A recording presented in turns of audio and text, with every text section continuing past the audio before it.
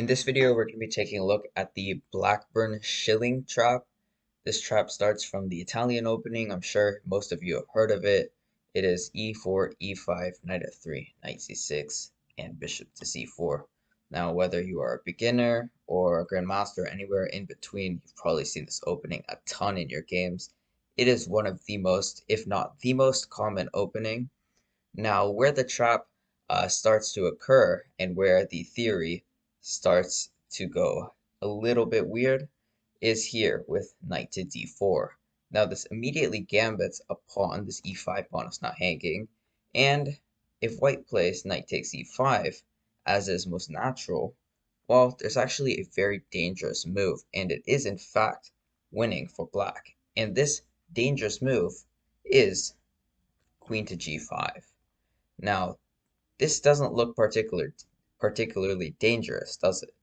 Well, first off, it's attacking this knight, but more importantly, it's attacking this g2 pawn with dual threats with queen takes h1, checkmate, and against this pawn in e4. Now, the first line I'd like to take a look at is knight takes f7. Now, this move might seem very natural, simply forking black's queen and rook. Note that this knight is defended by the bishop on c4. However, this is losing for white because there is queen takes g2. Now, queen takes h1 is a threat, and then after bishop to f1, there's some complicated theory, but it is completely lost for white.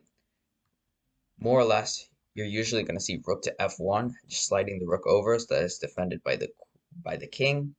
However, this is still completely lost after queen takes e4.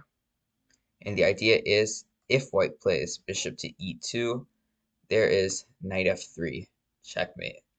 Now, at first, this might not look like a checkmate. However, this is a variation on smothered mate because the white king is trapped by their own pieces, the queen, rook, and bishop, plus the two pawns. And note that the bishop cannot capture the knight because it is pinned along the e-file. Now, another line I'd like to take a look at is back here. After queen takes g2, white could also play knight takes h8. Now, this move isn't too common. You're most likely to see the other line that I mentioned earlier. However, this is still completely lost. Now, black just picks up the rook. Queen takes h1. The only really move is bishop to f1 to block this check here along the first rank. But just like last time, there is queen takes e4. Now white can play bishop to e2 because knight f3, there's king to f1, simply sliding over.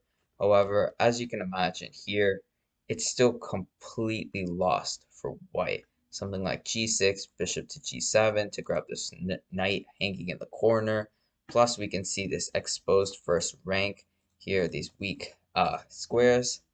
And as you can probably imagine, it should be a pretty easy game from here on for black. I hope you guys enjoyed this trap. Thanks for watching.